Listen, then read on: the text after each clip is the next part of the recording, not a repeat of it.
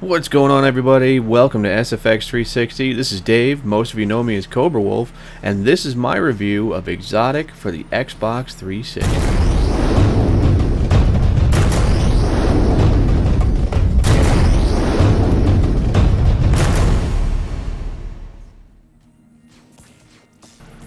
Hey everyone, welcome back. This is a review of XOTIC. It's XOTIC. It's available on both Steam and the Xbox Live Network. It's a downloadable title only. It's not a disc-based game. It's kind of an arcadey shooter.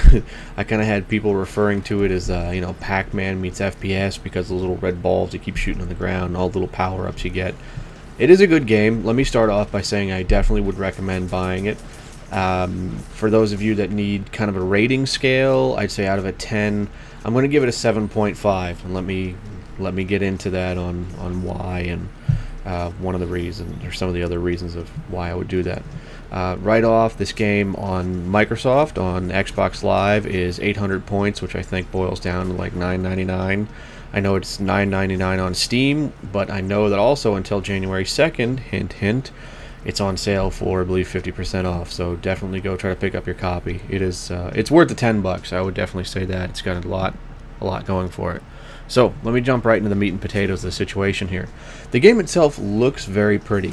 Right off the bat, the first thing you do is you go through kind of a lengthy intro. I didn't mind it too much because obviously you don't know the backstory, and being an Xbox Live title, a downloadable title, you're not going to have the backstory and richness of, let's say, a disc-based game like a Fable or a Battlefield or even Modern Warfare. You're pretty much jumping into a game that may last a couple hours and you get your fun out of it. I will say that it does have enough differences within the game, within the different levels. Like right now you see is a challenge level in the back. There's no enemies involved, but it's basically all just how many points can I get and accomplish within a set amount of time. And that's what makes this more of an arcadey style game, which obviously fit it very well for Xbox Live, downloadable as well as Steam, because it's a very fast-paced game. It's not something that you can just kind of meander around like I was, which not usually my style of gameplay. I'm usually more of a tactical, slow down kind of guy, but this was actually a refreshing change. It was a lot of fun to play. I enjoyed doing it. The graphics were very polished. The worlds were very pretty. The different levels were different enough that I felt like I was in a different area on this one planet. I'm not going to go too much into the backstory, only because, again, the intro is probably about 10 minutes long or so. It actually has some cool music. It starts off almost in the style of Rez. If anybody hasn't played that, it was a techno music-based game back on the Dreamcast, and it kind of starts off with that weird computerized voice feeling to it. Kind of a little misleading in the beginning on how the gameplay is going to go, but it's cool. Like I said, it does set the backstory for it, which there is this world-destroying orb that pretty much goes around and destroys worlds. It takes their resources, it enslaves their people, and, kind of your typical sci-fi, we've heard this before kind of story. The interesting thing about this is you play a genetically created being who is sent down to this next planet that is being taken over by this world-killing, entity, and you're sent down to stop it and find a way to end this where it is, so it doesn't destroy this world, which is it's kind of bizarre. It's you're a bug. There's really no kind of nice way to say that. If you can see the gun that you're holding, it is a first-person shooter. It's like a bug gun. It actually has wings. It's like a little dung beetle or something. The colors are nice. They're very vibrant. The worlds are very vibrant. The music is kind of fun. It's a little bit more fast-paced. Again, they did a good job building the game for an arcade-style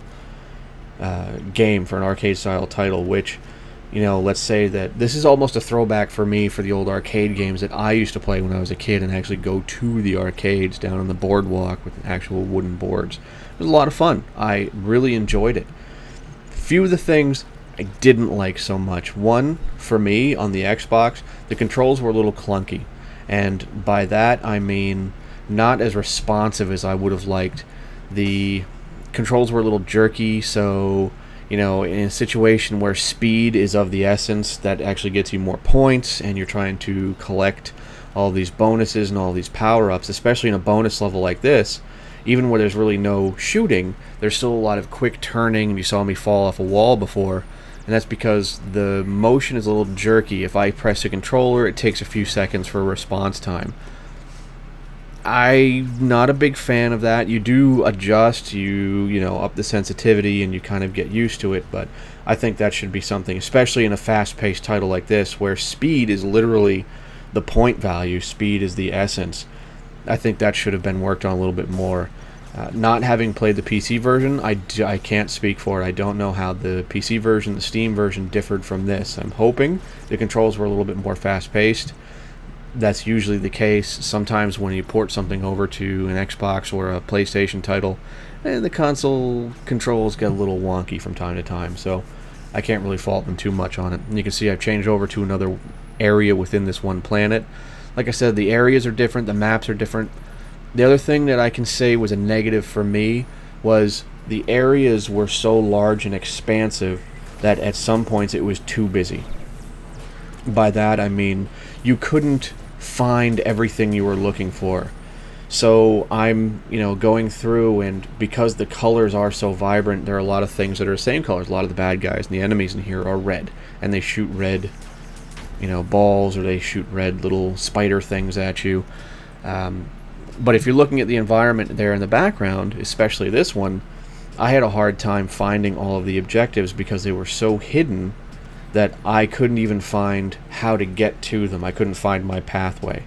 The cool thing about this game is you can see me jumping. I'm actually creating these little virtual platforms underneath.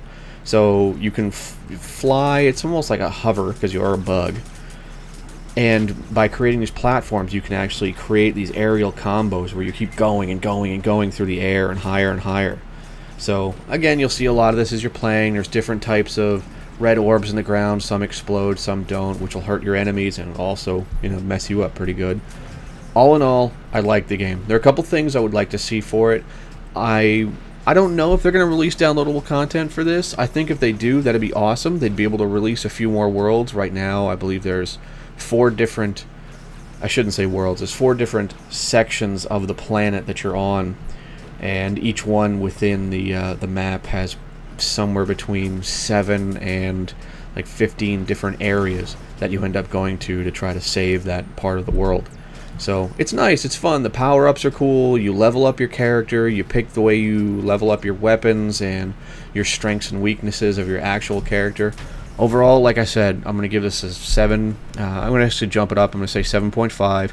I liked the game. The sounds were good. The sound effects were spot on. The graphics are really, really polished, especially for an Xbox Live title. The cons, I'm going to have to say the controls for me were a little wonky. They were a little clunky, not so responsive. And the graphics at times were too good looking. You actually couldn't find everything that you needed to find within a level, which, again, when speed is the essence, not so good. So everybody, this is Dave, or Cobra Wolf, for SFX 360. Take a look at the website. We have all the latest news and reviews on there. Take it easy, everybody.